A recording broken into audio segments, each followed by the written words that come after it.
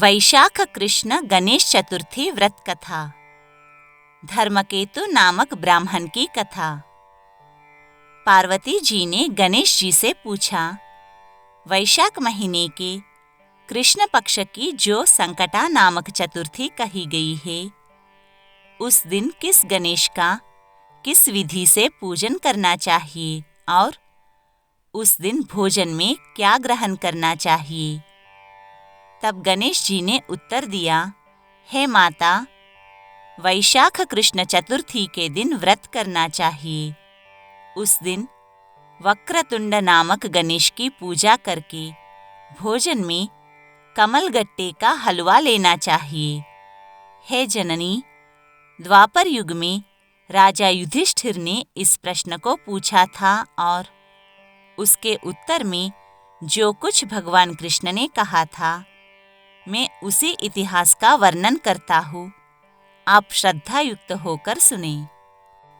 प्राचीन काल में एक रंतदेव नामक प्रतापी राजा हुए हैं। जिस प्रकार आग तृण समूहों को जला डालती है, उसी प्रकार वे अपने शत्रुओं के विनाशक थे। उनकी मित्रता यम, कुबेर, इंद्रादिक देवों से थी। उन्हीं के राज्य में धर्मकेतु नामक एक श्रेष्ठ ब्राह्मण रहते थे। उनके दो स्त्रियां थीं। एक का नाम सुशीला और दूसरी का नाम चंचला था। सुशीला नित्य कोई न कोई व्रत किया करती थी। फलतः उसने अपने शरीर को दुर्बल बना डाला था। इसके विपरीत चंचला कभी भी कोई व्रत उपवास आदि न करके भरपेट भोजन करती थी। इधर सुशीला को सुंदर लक्षणों वाली एक कन्या हुई और उधर चंचला को पुत्र रत्न की प्राप्ति हुई। यह देखकर चंचला बारंबार सुशीला को ताना देने लगी, अरे सुशीला, तूने इतना व्रत उपवास करके शरीर को जर्जर बना डाला, फिर भी एक कृशकाय कन्या को जन्म दिया।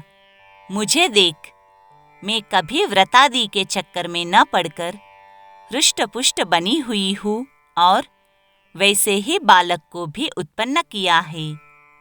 अपनी सोच का व्यंग्य बाण सुशीला के हृदय में चुभने लगा। वह पतिव्रता विधिवत गणेश जी की उपासना करने लगी।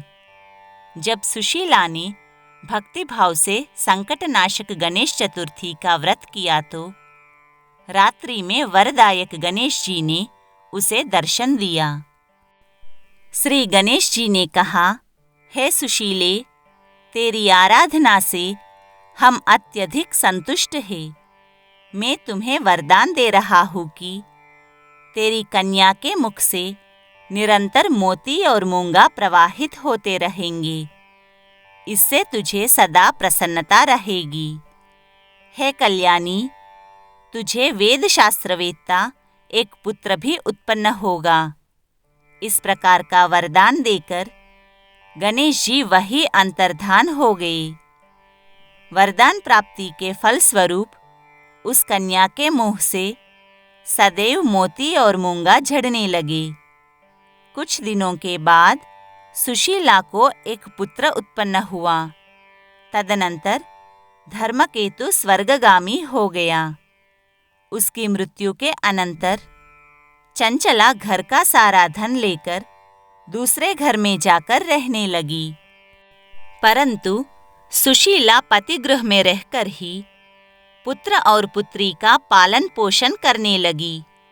उस कन्या के मुंह से मोती मूंगा गिरने के फलस्वरूप सुशीला के पास अल्प समय में ही बहुत सा धन एकत्रित हो गया। इस कारण चंचला उससे ईर्ष्या करने लगी। एक दिन हत्या करने के उद्देश्य से चंचला ने सुशीला की कन्या को कुएं में ढकेल दिया।